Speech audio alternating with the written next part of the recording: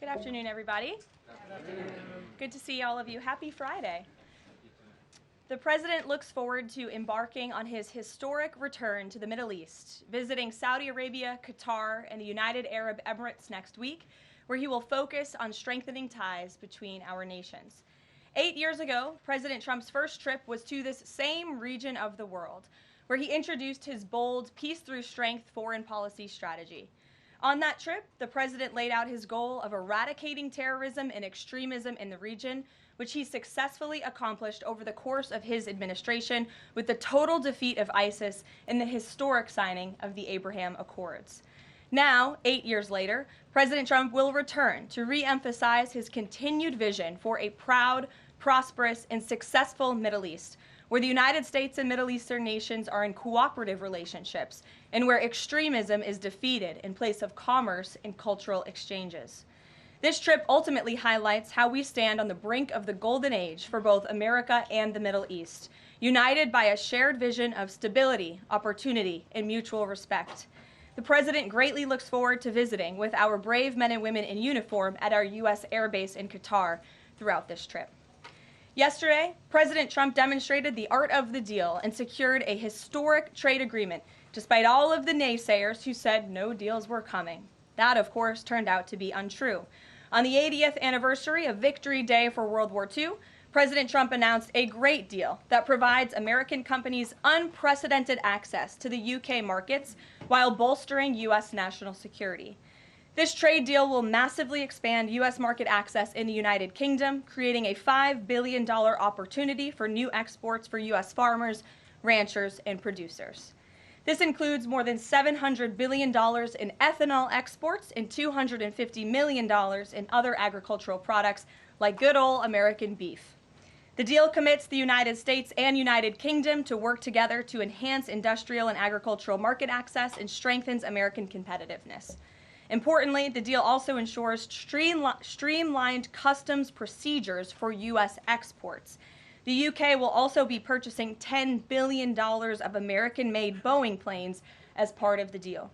A trade agreement like this between the United States and the United Kingdom was being worked on for many years but continued to prove elusive. But because of President Trump's bold negotiating approach, he got it done.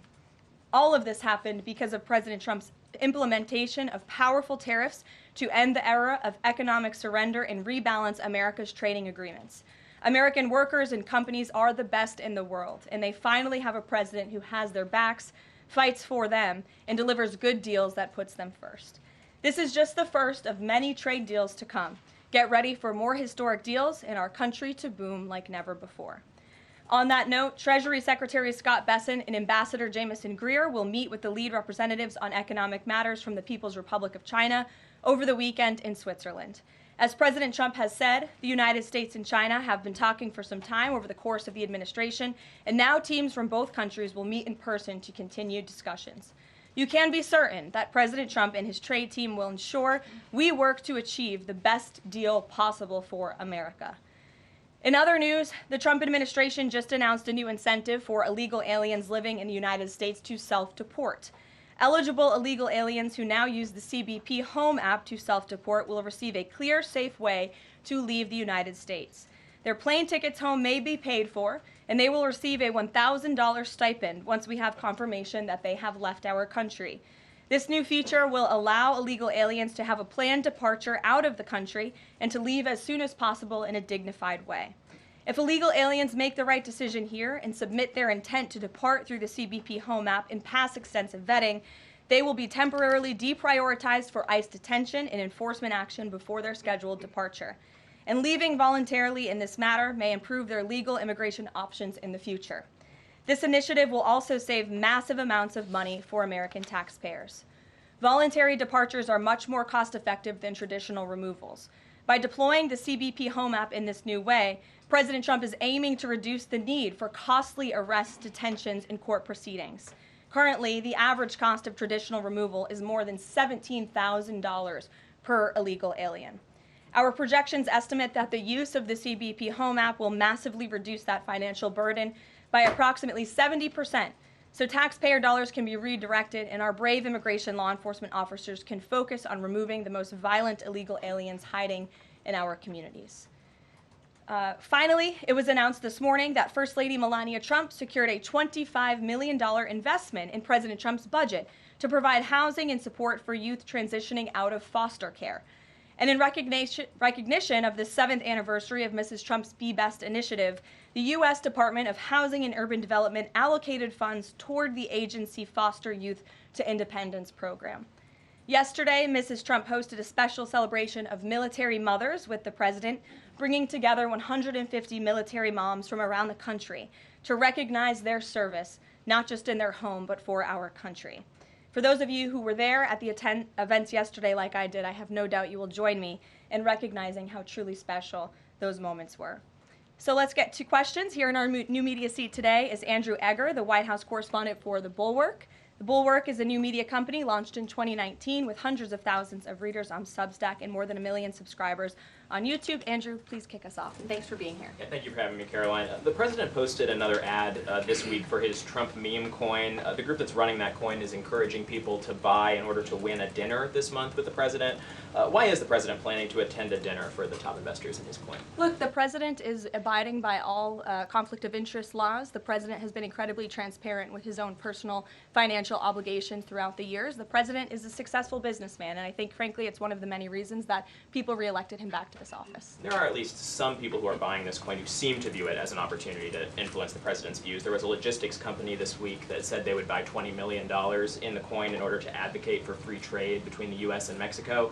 If buyers are buying for that reason, are they wasting their money? Look, I can assure you the president acts with only the interests of the American public in mind, putting our country first and doing what's best for our country, full stop. That's his intention, and that's what he's focused on.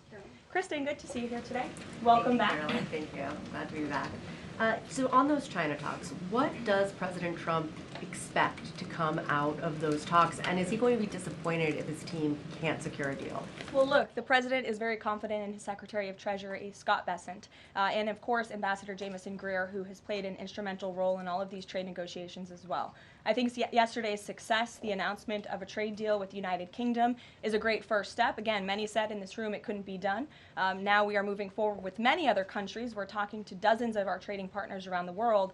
But of course, China is a major country, a major player in this space. And the president has said, and he's right, China needs the United States of America. They need our markets. They need our consumer base. And Secretary Bessent knows that he's going to Switzerland this weekend with the full support and confidence and trust of the president here at home.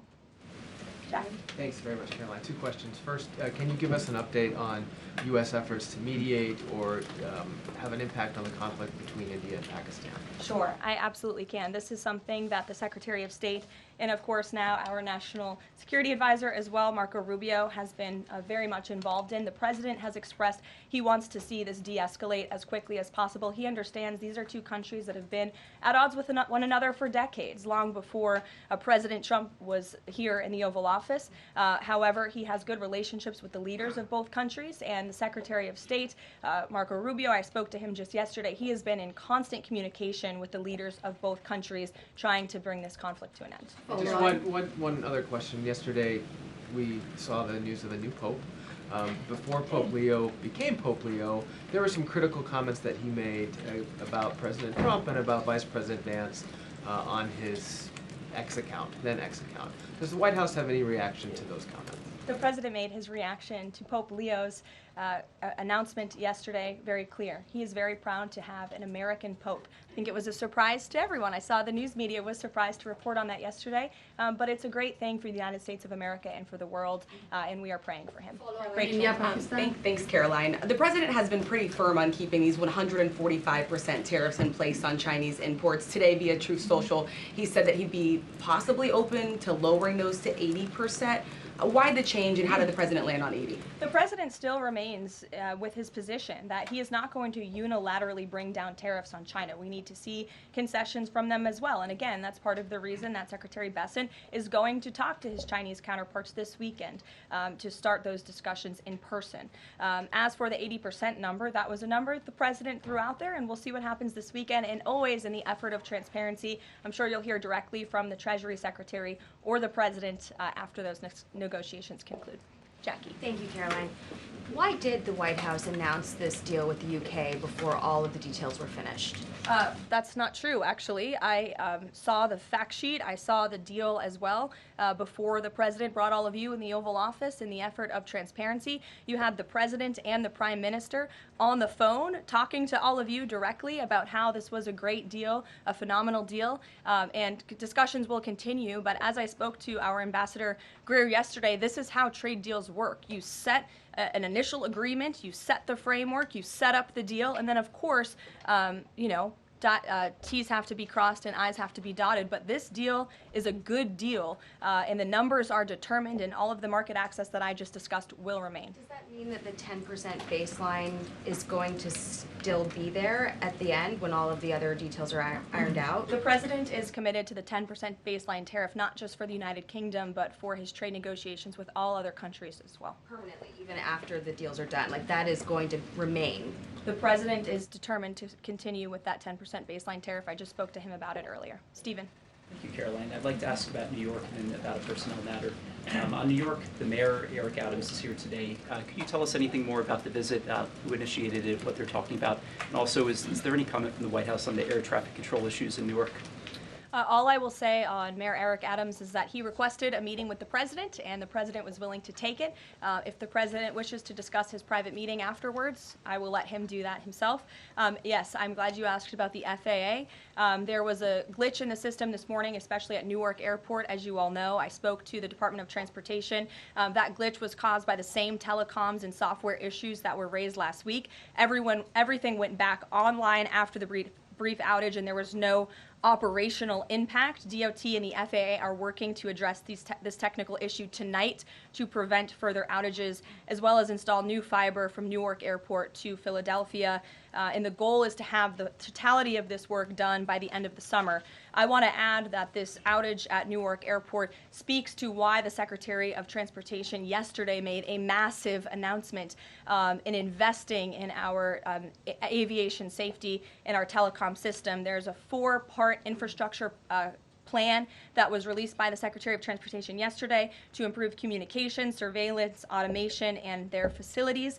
They want to replace the antiquated telecom systems with new fiber, wireless, and satellite technologies, replace more than 600 radars, which have gone way past their life cycle, and address runway safety. They want to build 6 new air traffic control centers for the first time since the 1960s and replace towers as well. They want to implement new modern hardware and software for all traffic facilities to create a common platform system throughout the towers. These are much needed changes. This is a very bold plan by the Department of Transportation. I think it's unfortunate that the previous administration sat on their hands and did nothing, but how grateful we are that we have a Department of Transportation and a secretary and a president who's willing to take bold action and change. The personnel matter, Karoline, Go ahead. could I ask? Thanks, Caroline.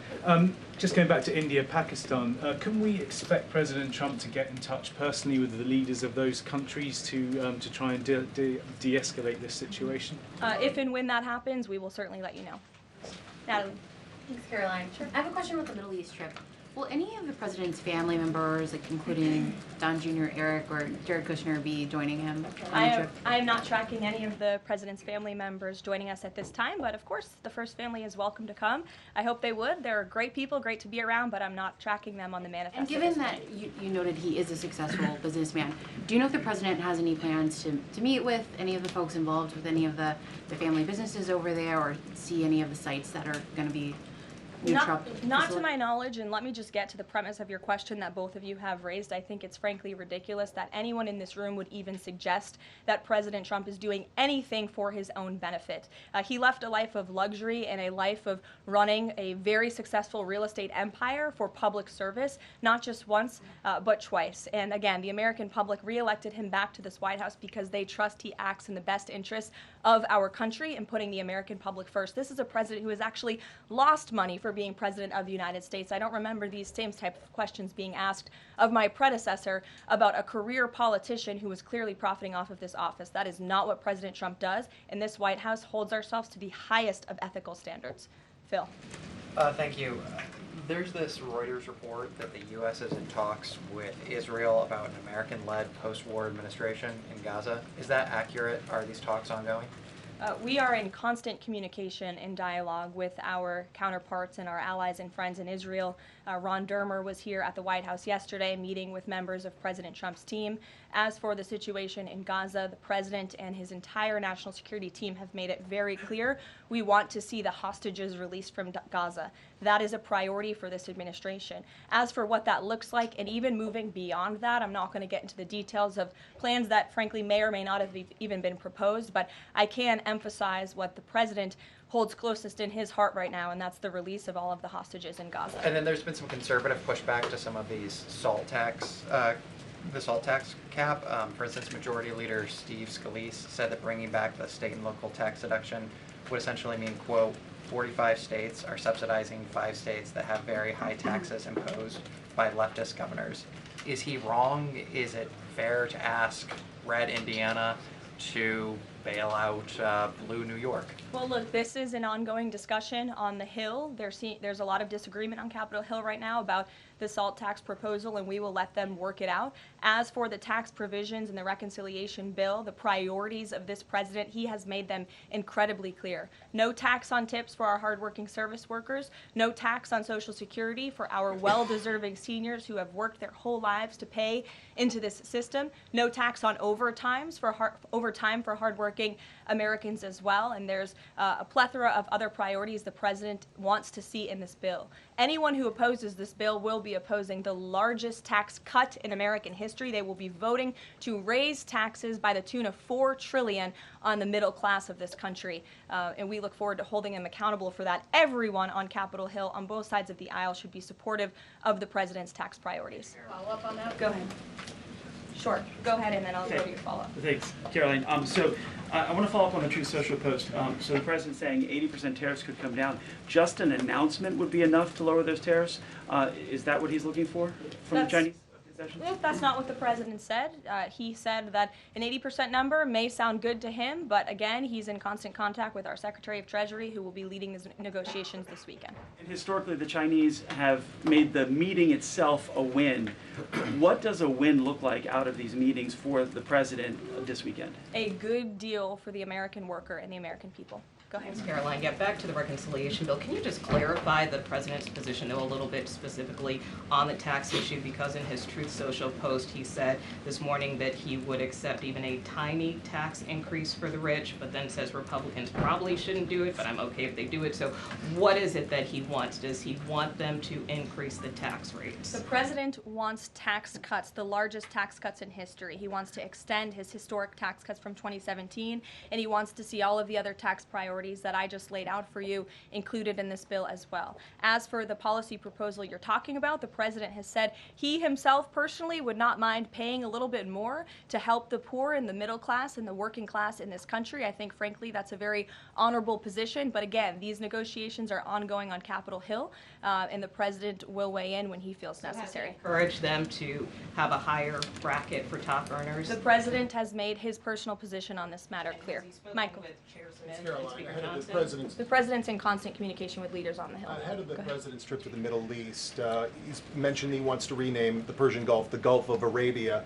Iran is now saying that doing so will bring the wrath of all Iranians. Can you talk about the support that the Gulf of Arabia has in the region and why this is important to the president? Well, first of all, the president has said he hasn't made a determination yet. That was in the news that you guys all asked him about it, and he said he wasn't quite sure. So he hasn't made a definitive decision on that yet. And secondly, Karoline, the president has shown support for South African refugees that are coming to the United States next week. Can you talk about what these refugees are fleeing and why this is a priority for the administration? Well, the president has actually signed an executive order on that matter. My office can get it back to you, Michael. But this group in South Africa has faced racial persecution. In fact, the government there has vowed to take away their farmland that they own.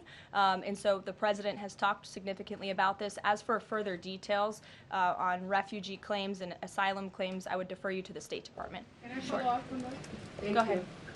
No, in front of you. Thanks, sorry. Sure. Thanks, Caroline. Does the administration have any response to the news today that a federal judge has ordered the immediate release of Rumeysa Ozturk from detention, and particularly his comments that the government submitted no evidence other than an op-ed that Ozturk wrote last year? I will have to check in with the Department of Homeland Security on that particular case, but I think our overall feeling, we've made quite clear that lower-level judges should not be dictating the foreign policy of the United States, and we absolutely believe that the President and the Department of Homeland Security are well within their legal rights to deport illegal immigrants. As for visa revocations, the Secretary of State has the right to do that as well. It is a privilege, not a right, to come to this country on a visa. But I'll check in on the specific case. My office will get you details. Sure. Karoline, yesterday the administration appears to have started dismantling the Consumer Product Safety Commission. This is the federal agency, an independent one that does recalls and is responsible for product safety. Does the administration not believe that it's important, to keep toys and cribs? I mean, you're a young mom, off of the product of the market. It's a federal agency within which branch? It's the executive branch. Who's the head of the executive branch? The President of the United States. Created by Congress. He has the right to fire people within the executive branch. It's a pretty simple answer. Francesca. Thanks. One foreign policy one and then a domestic policy thing if I could. As far as the president's trip goes next week, is he planning to meet with the FIFA president in either Saudi Arabia or Qatar? And if so, could you give us some more details about that? The president has quite a few meetings with many people when he is there. We can certainly check at the itinerary and let you know if the FIFA president will be there next week. Frankly, I'm not quite sure, but we can certainly get you an answer. As you know, the president attended a FIFA task force meeting at the White House this week. And on the domestic front, could you explain why the FEMA administrator was removed from his position this week? Look, this is a personnel matter in regards to the Department of Homeland Security, but my understanding is that this individual testified saying something that was contrary to what the president believes and the goals of this administration in regards to FEMA policy. And so, of course, we want to make sure that people in every position are advancing the administration's goals. But as for specifics, I defer you to the Department of Homeland Security. We leave it up to our great cabinet secretaries when it comes to personnel matters. Okay. Sure, in the back. Thank you. Aid hasn't gone into Gaza in 10 weeks. Israel says that this is a policy to pressure Hamas in the negotiations, in the ceasefire negotiations. Is this a policy that this administration supports?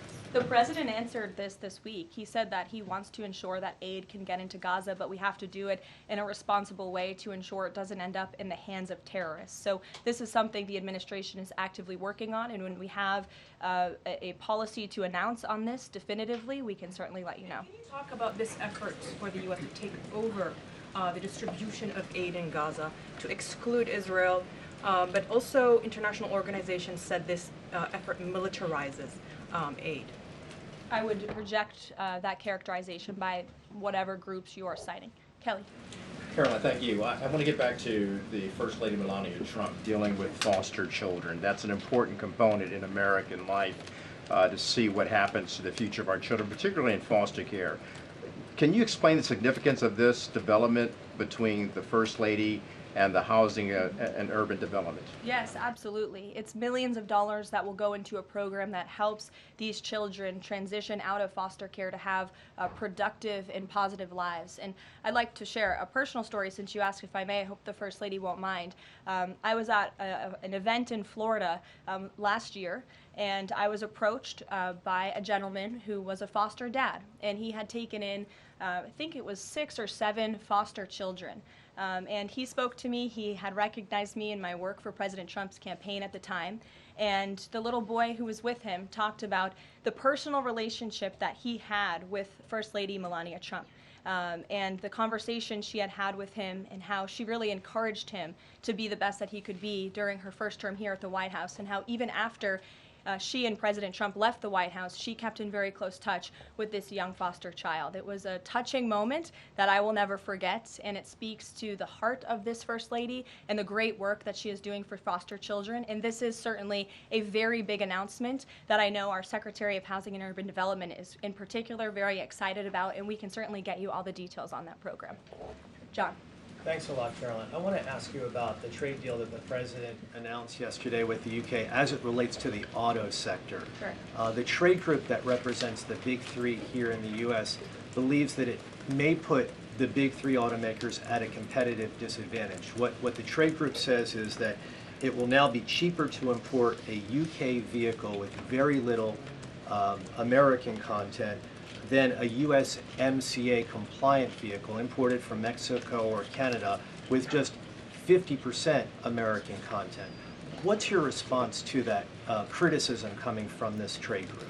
Well, first of all, let's be clear about what the deal does. It sets a 10% rate on auto imports for the first 100 cars that are imported into the United States. 100,000 cars, thank you. That would be very few cars. 100,000 cars imported from the United Kingdom. After 100,000 vehicles, it goes back up to a 25% tariff. And as for our U.S. auto manufacturers, our auto industry, the president wants to put them on the best pedestal to compete. And by the way, if they produce vehicles right here in the United States of America, they will face no tariff at all. I would argue of any industry, the president has spent more time talking to and listening to the concerns of our auto industry here at home. He hears them, he believes in them, he wants to see them produce their vehicles here in the United States of America. This is a good deal for them too. Is this a model for European and Asian vehicles as well, what we see coming out of the UK trade deal with the US? Look, all of these deals are going to be tailor-made. The president has said that from the beginning. It's very apropos that the first trade deal was announced between the United States and the United Kingdom, one of our oldest and greatest allies, but each country has unique concerns and challenges in terms of American industry. We need to open up markets in every single country, and obviously the needs are unique, so our trade team is looking at each country and the advantages that we can pursue for American industries and American workers. Sure.